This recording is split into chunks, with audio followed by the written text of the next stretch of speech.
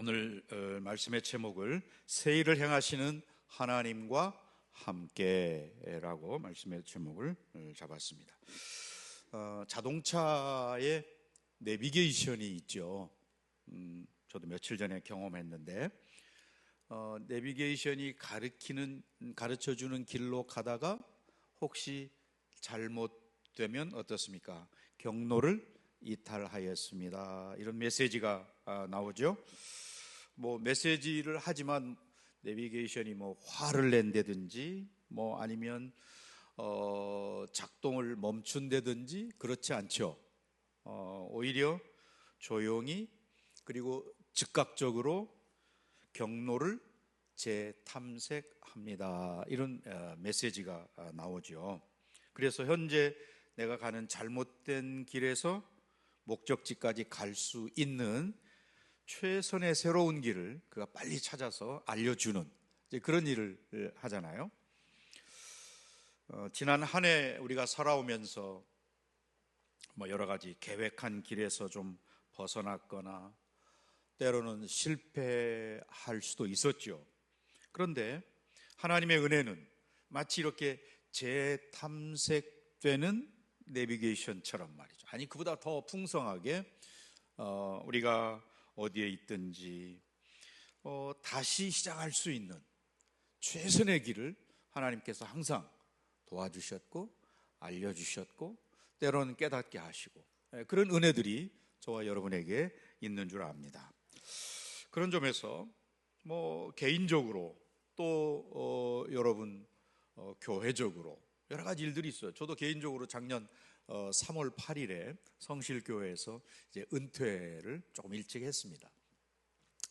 또 그러다 보니까 교회적으로 새로 목사님을 모시고 이런 여러 가지 일들이 있지 않겠어요? 마찬가지로 이제 우리 중앙교회도 그런 일들이 되리라고 생각이 됩니다. 때로는 거센 파도와 같기도 하고 아니면 예측하지 못하는 그런 어려움 때문에 당황스럽기도 하고 그런 여러 가지 일들이 있었을 거예요. 아니면 살아오면서 부부간에 부모와 자식간에 또 우리 성도들끼리 그런 관계의 어려움 이런 것도 있을 것이고 교회적으로도 감사한 일도 풍성하게 많지만 또 여러 가지 어려운 일들도 있었을 것입니다. 그러한 저와 여러분에게 오늘 이사야서의 말씀을 통해서 우리가 지난 날을 돌아보고 또 앞으로 어떻게 해야 할 것인가 라고 하는 것에 대한 교훈을 얻고자 합니다.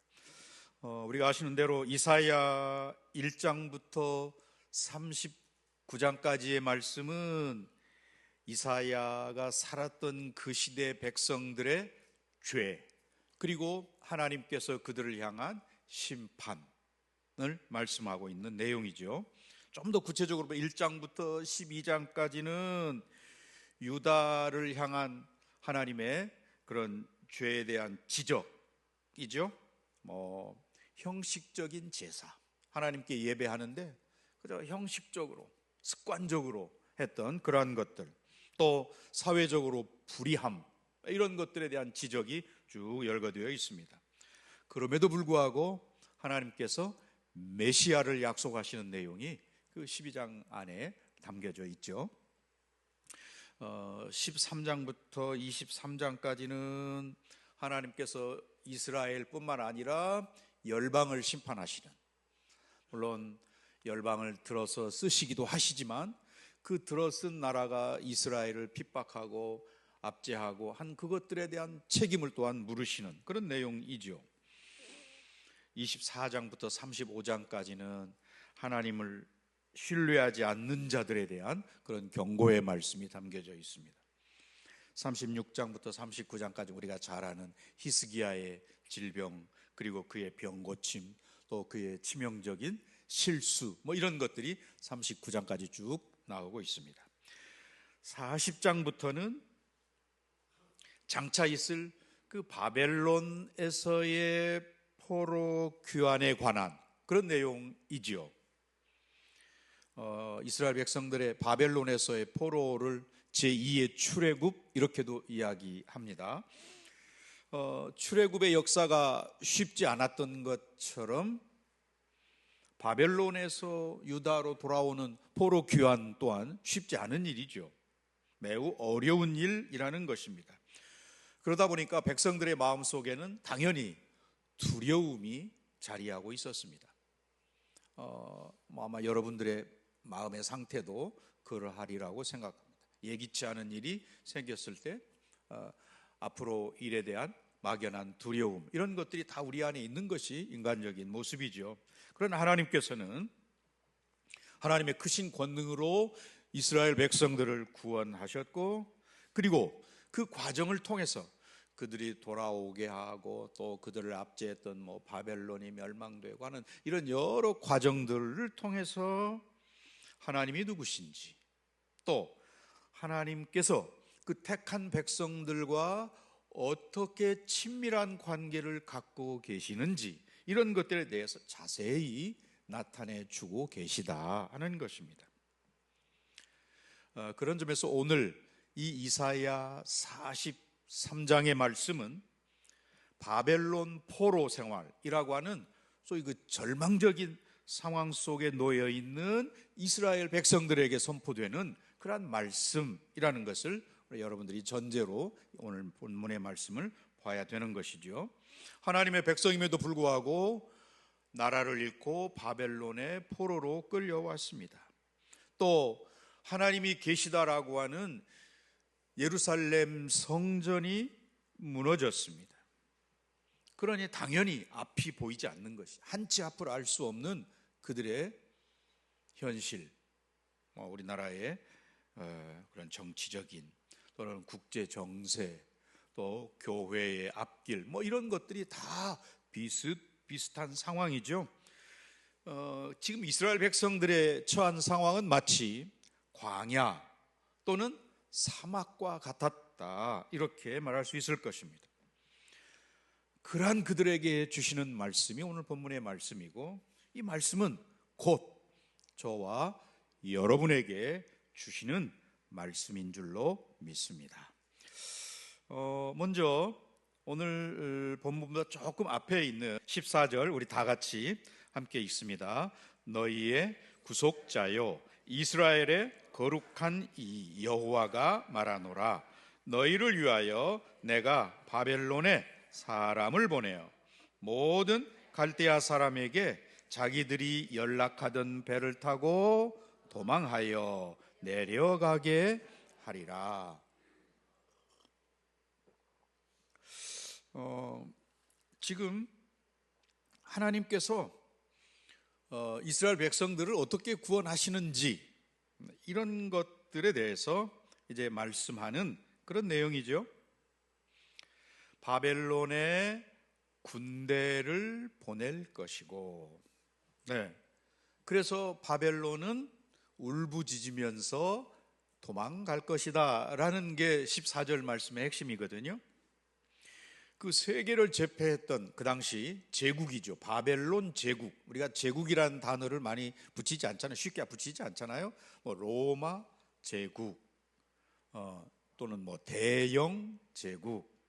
요즘은 팍스 아메리카나, 그래서 미국을 제국으로 표현하기도 하는데, 아무튼 그 당시 세계를 제패했던 이 바벨론이 도망자가 될 것이다 라고 하는 말씀이죠. 우리가 잘 알고 있는 역사적인 사실, 이사야서와 예레미야서에 예언되어 있는 바벨론의 멸망, 그리고 실제로 바벨론은 메데 파사의 연합군인 고레스 왕이 쳐들어와서 BC 539년이죠. 539년에 바벨론을 정복하고, 그래서 그 고레스가 그 다음 해에 BC 538년도에 칙령을 내려서 유다 백성들은 너희들의 고국으로 어떻게 하라고요? 돌아가라. 1차 포로 귀환이 바로 그때 이루어지게 되잖아요. 우리가 이제 역사적인 사실로. 이러한 것이 지금 여기 14절에 예언되어 있는 이 말씀, 그리고 그대로 우리가 실천된 것을, 역사에서 실천된 것을 알고 있어요. 이것은 무엇을 말할까요? 우리 개인의 역사 또는 뭐 한 나라의 역사 아니면 세계의 역사 그리고 교회의 역사를 포함해서 모든 것들이 다 하나님 장중에 있다, 손안에 있다, 하나님의 뜻대로 되어진다라는 것을 말씀하고 있는 것이죠. 우연처럼 보이는 수많은 사건들, 이 모든 것들은 결국 하나님 주관하시는 역사라고 하는 그 나무의 많은 가지들, 그런 것들이 다 합해져서 거대한 나무를 이루고 하나님의 뜻을 이루는 그런 세계사적인 일이 된다는 것이죠. 하나님의 지혜로, 하나님의 뜻으로 통치하고 이루어 가시는 것이다, 역사가 그렇게 진행되는 것이다 라는 것을 보여주는 말씀인 것이죠. 세계를 제패하고 호령하던 그 바벨론이 도망갈 것이다, 도망자가 될 것이다 라고 하는 이 말씀. 또 바로 한 절 밑으로 내려가면 15절 말씀도 있는데요, 함께 15절 말씀도 읽어보실까요? 나는 여호와 너희의 거룩하니요 이스라엘의 창조자요 너희의, 하나님께서 말씀하고 계시는 내용입니다. 나는 여호와, 야훼, 하나님의 거룩한 이름이죠. 너희의 거룩하니요 이스라엘의 창조자요 또 너희의 왕이다. 하나님께서 선포하시는 이 내용은 저와 여러분의 개인의 삶에서 또는 우리 교회에 마찬가지로 하나님이 하나님 되시고 또 하나님께서 창조하신 우리의 창조주이시면서 왕이 통치하고 다스리시는 전능하신 왕이시다. 그 영원할 것 같았던 바벨론 제국 한순간에 몰락할 것이죠. 하나님께서 택한 백성을 버리지 아니하시고 끝까지 돌보신다.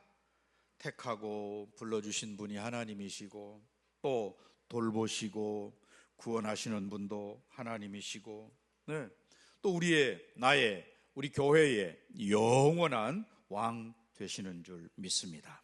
홍해가 가로막혀 있을 때 이스라엘 백성들의 첫 번째 반응은 하나님을 원망하는 것이었습니다.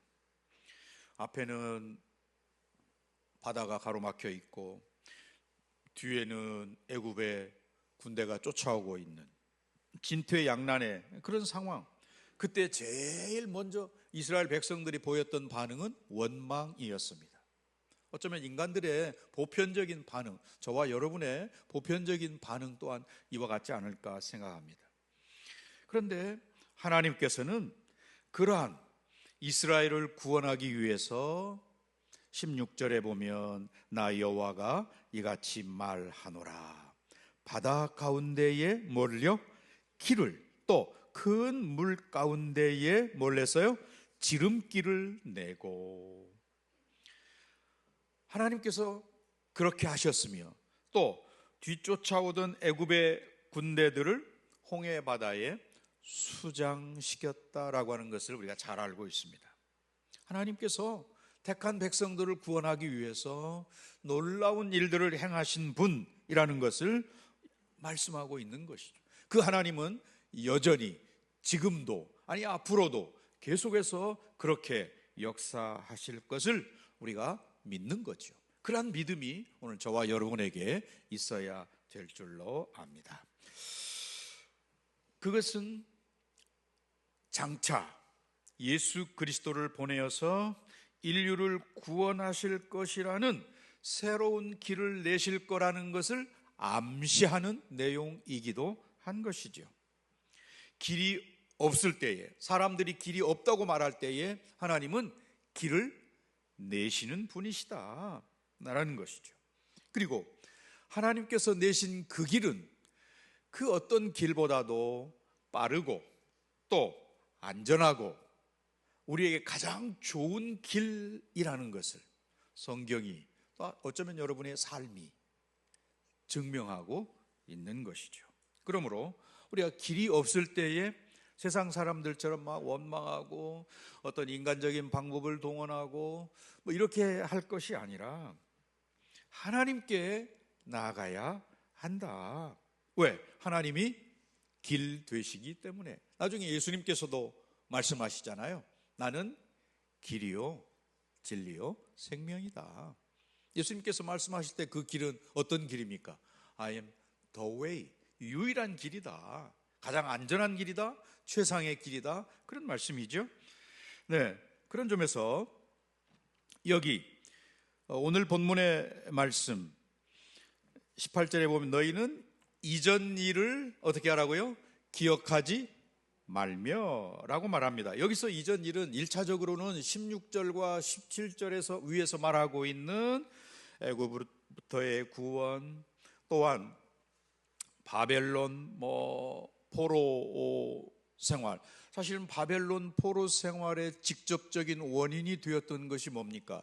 이스라엘 백성들의 우상 숭배, 하나님을 멀리하고 돈을 쫓고 쾌락을 쫓고 했던 그러한 모습들, 사실 이런 것들이 다 이전 일이죠.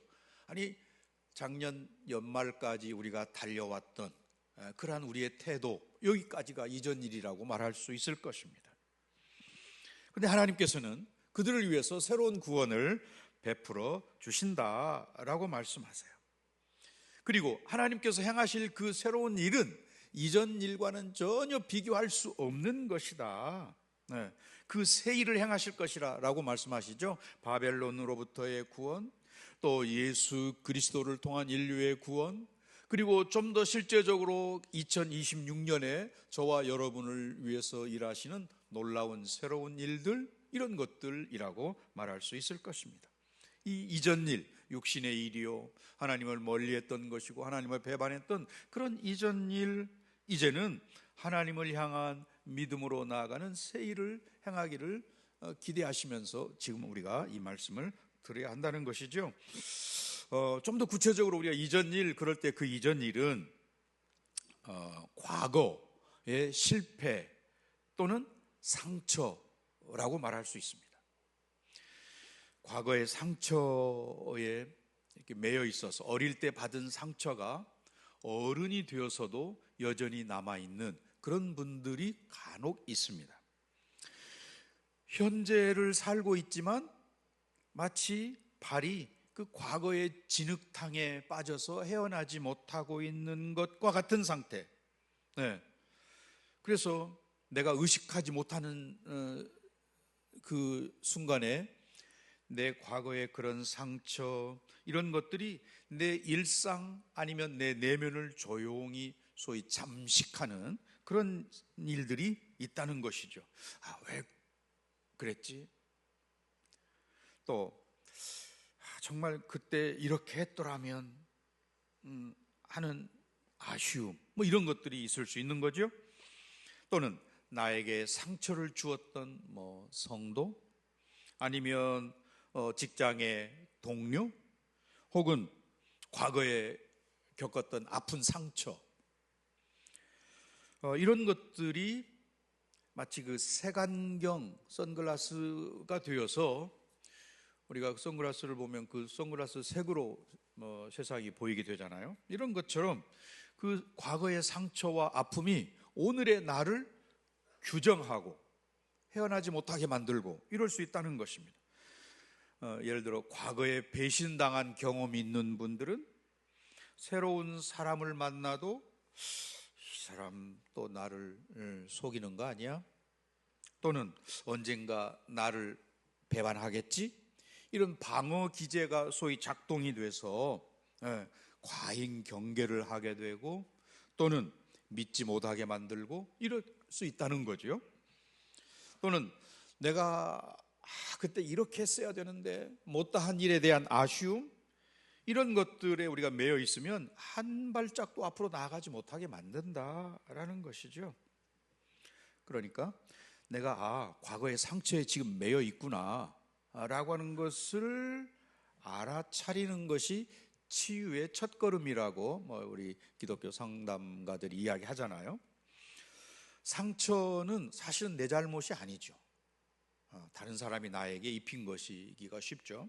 그런데 그 상처를 돌보고 치유하고 싸매고 하는 이것은 현재 나만이 할 수 있는 일이, 누가 대신해 줄 수 있는 일이 아니다라는 것입니다.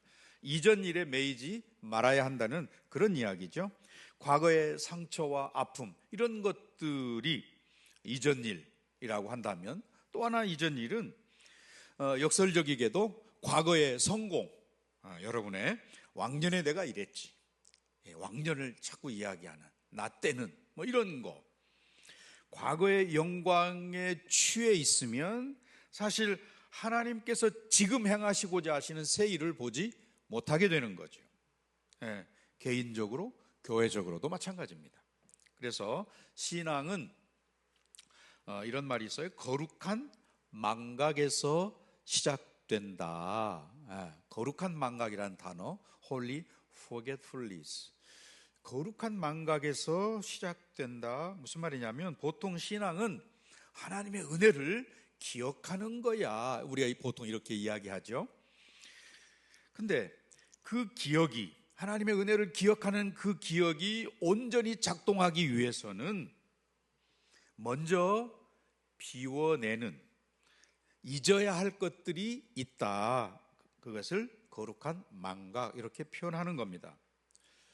여기 작은 글씨로 제가 그저께 와서 보니까 이 빌립보 3장 13절 14절, 아마 여러분의 금년도 2026년 목표인 줄 아는데요. 뭐라고 되어 있습니까? 형제들아, 나는 아직 내가 잡은 줄로 여기지 아니하고 오직 한 일, 뒤에 있는 것은 어떻게 해요? 잊어버리고 앞에 있는 것을 잡으려고 표대를 향하여 그리스도 예수 안에서 하나님이 위에서 부르신 부름의 상을 위하여 달려가노라 라고 말하고 있습니다. 바울의 고백이잖아요. 화려했던 자기의 과거, 출신 배경, 또는 가말리엘의 수제자라고 하는 그런 학식, 이런 여러 가지 화려했던 과거도 잊어버리고, 또 고통스러운 상처들, 자기가 특별히 가장 큰 상처라면 어쩌면 기독교인들을 박해했던, 잡아 죽이려고 했던 그 일들, 또는 스데반이 순교할 현장에 서 있었던 그런 장면들, 정말 잊을 수 없는, 지울 수 없는 그런 고통스러운 상처들이죠. 바울에게 있어서는 그런 것들을 다 잊어버리고 그리스도만 바라보겠다, 그렇게 달려가겠다라고 고백하는 이것을 거룩한 망각의 원형이다, 이렇게 표현을 합니다. 19세기 영국 성공회 목사였던 헨리 뉴랜드라는 사람이, 세례받은 자들은 경주자요, 그들의 코스는 평생이고 그들의 목표는 완벽이며 상급은 영원한 왕관이다, 이런 표현을, 우리 크리스찬의 삶을 표현해 놓고 있습니다. 하나님께서는 저와 여러분의 실수, 특별히 2025년도에 했던 우리의 실수를 이미 용서하신 줄 믿습니다. 또 하나님은 저와 여러분의 눈에서 눈물을 닦아 주셨죠.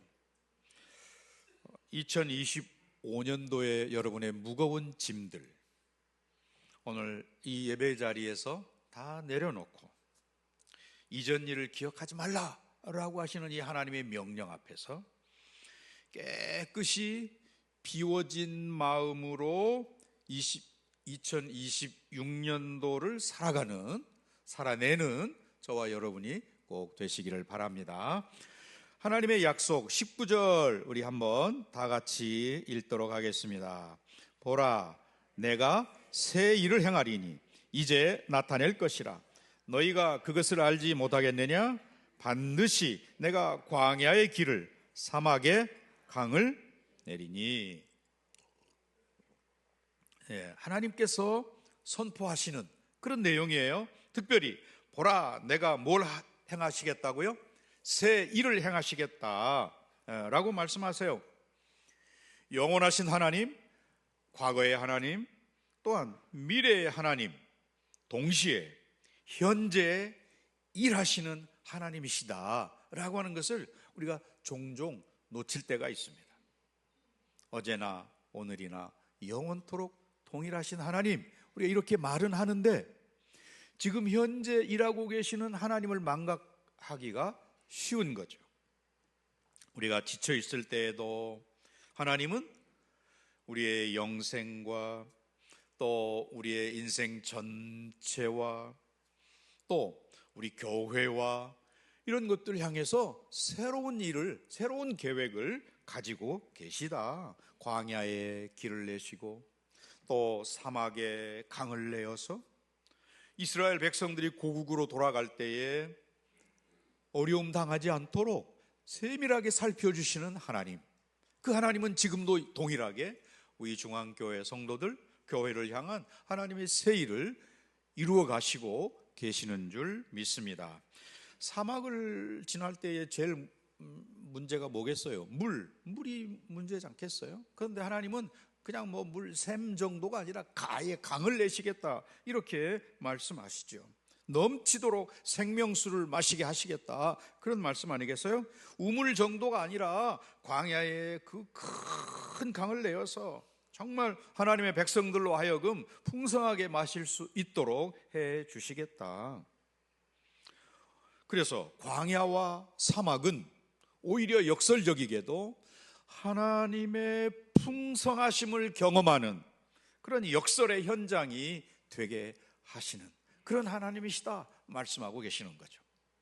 저와 여러분, 담임 목사가 공석인 이 안타까운 현실, 역설적이게도 하나님께서 그때 우리에게 정말 풍성한 은혜를 부어주셨습니다. 이렇게 간증하는 여러분, 그래서 간증거리가 있는 여러분이 꼭 되시기를 바랍니다.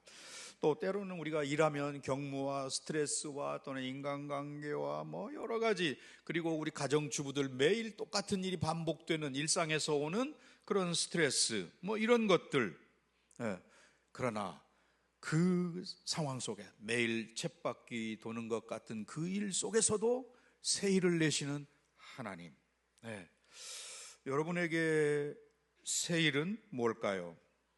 우리가 매일매일 좀 힘들고 어려운 그런 일상들을, 지금 뭐 경제적으로 어렵고 여러 가지 혼란스러운 과정을 우리가 지나고 있잖아요. 그럴 때 눈을 들어서 하나님을 조용히 바라보면 내 내면에 평화가 있고 또 하나님 주시는 위로와 또 소망이 싹 트는 이런 것들을 우리가 경험하잖아요. 마치 그 탕류가 막 흘러갈 때 맑은 물이 들어가면 그 주변이 점점 맑아지는 것처럼 내 영혼 속에 쌓여있는 그런 많은 어려움과 갈등과 고민과 뭐 염려와 걱정, 이런 것들 쌓여 있을 때 하나님을 바라보면 그 맑은 물이 흐르는 것처럼 내 내면에, 내 영혼 속에 하나님의 말씀이, 찬송이 이렇게 흘러넘치게 되는 그런 것들이 새 일인 것이죠. 뭐 거창한 것도 물론 새 일이겠지만 일상 속에서 내면에 흐르는 그런 평안, 이런 것들도 새 일이라는 것이죠.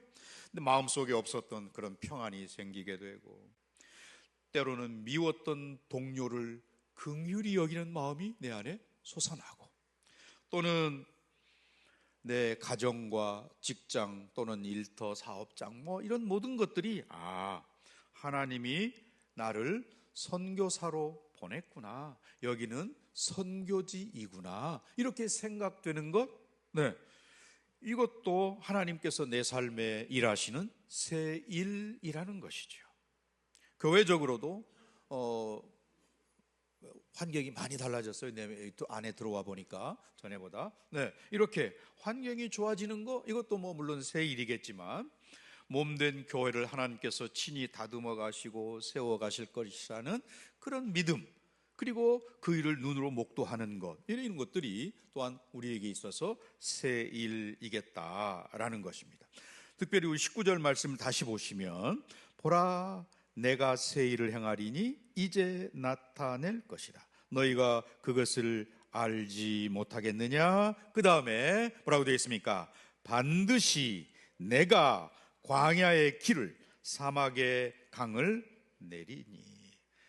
반드시 내가, 누가 하시는 말씀이에요? 하나님께서 하시는 말씀이잖아요. 네. 영어 성경에 보니까 I will make a way 이렇게 되어 있습니다. 하나님께서 내가 will이라는 동사 여러분 잘 아시잖아요. 내가 의지적으로 내 뜻을 관철시키겠다. 하나님 그렇게 말씀하세요. 광야, 길이 없는 게 광야지요. 사막, 물이 없는 게 사막이잖아요. 정말 어디로 가야 할지 모르는 그런 상황에 놓여 있는 게 광야 같고 사막에 있는 것 같은 그런 상황인데, 그런데 하나님께서는 오늘 여기 반드시라고 말씀하시잖아요. 반드시 길을 내겠다. 길이 없는 곳에 길을 내시는 분이 전능하신 하나님이신 줄 믿습니다. 메마른 곳에 생명수를 공급하시는 분이 풍성한 우리 아버지이신 것이죠. 네. 이것은 우리가 경험했던 옛적 일과는 비교가 안 되는 새 일, 그 새 일에 대한 묘사라고 말할 수 있는 겁니다. 메말라 죽어있는 상태, 그 광야 같고 사막 같은 상태에 생명의 물이 쏟아진다고 한번 생각해 보세요. 그러면 정말 거기에 많은 생명들이 다시 살아나는 것이죠. 네. 하나님께서 이스라엘 백성들 포로에서 놓여서 고국 땅으로 돌아갈 것에 대한, 그리고 가는 과정까지도 사막 같고 광야 같은 그 길을 그들을 하나님 보호하신다는 그런 말씀, 또한 동시에 이것은 죄와 죽음으로부터 우리를 해방시켜 주실 예수 그리스도의 사역까지를 내다보는 그런 이중적인 예언의 말씀이기도 한 것이죠. 잠언서 19장 21절 말씀을 우리 한번 띄워주시면 함께 읽어볼까요? 사람의 마음에는 뭐가 있어요? 많은 계획이 있어도 오직 여호와의 뜻만이 완전히 서리라. 아멘. 물론 어떤 일은 내가 계획한 대로, 우리가 계획한 대로 잘 술술 풀리는 그런 경우도 있었습니다. 하지만 예상치 못한 변수가 있고, 또는 갑작스럽게 건강에 문제가 생기기도 하고, 경제적인 위기가 닥쳐오기도 하고, 그래서 내가 정말 정교하게 한 틈에 오차도 없이 잘 세워놓은 나의 계획이 모래성처럼 무너져 버리는 그런 일들을 우리는 종종 경험하게 되는 것이죠. 그래서 내가 딱 완벽한 계획을 세워놓고 하나님 이거 사인해 주세요, 이렇게 조르는 기도, 그렇게 한 적이 우리 사실은 많죠. 그런데 하나님의 계획이 뭔지 묻고, 또 내가 하나님 뜻에 따라가겠습니다, 이런 기도를 드리는 것이 이제 금년에 저와 여러분 우리가 해야 할 기도의 내용인 줄 압니다. 하나님의 뜻만이 선다는 것을 우리가 명확하게, 여호와의 뜻만이 완전히 선다는 것을 분명히 믿기 때문에 그렇죠. 길은 환경이 만드는 게 아니고 하나님께서 만드시는 줄 믿습니다. 새 일, 새 길을 하나님이 내시도록 우리가 낮아져서 하나님의 뜻을 구하고 하나님의 도움을 구하고 하나님의 임재와 하나님의 은혜를 구할 때에 하나님께서 길을 내시고 만드시는 그런 역사가 금년에 우리 우이중앙교회에 차고 넘쳐야 될 줄 믿습니다. 이제 결론의 말씀 맺고자 합니다.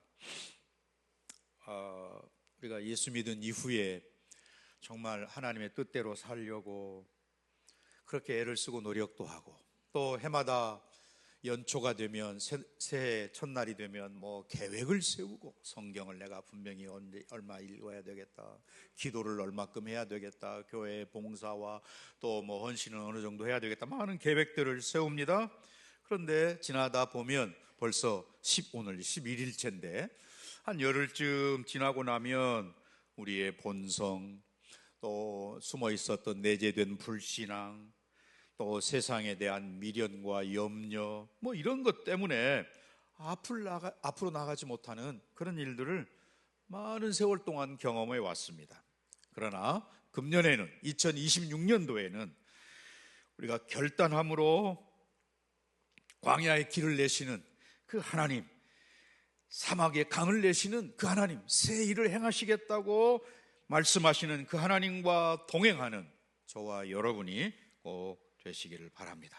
그래서 광야의 길을 내시는 하나님, 2026년도에 우리 교회에 놀라운 일들, 예상한 것보다 훨씬 더 크고 놀라운 일들을 행하셨습니다 라는 정말 새 일을 행하시는 하나님을 이구동성으로 모든 성도들이 간증하는, 나 혼자만 간증하는 것으로 끝나는 게 아니라 우리 여기 있는 모든 분들이 다 하나님께서 우리가 기도했는데 2026년도 이런 새 일을 행하셨습니다. 얼마나 놀라운 일인지, 감사한 일인지 고백하는 저와 여러분 다 되시기를 주의 이름으로 간절히 축원합니다.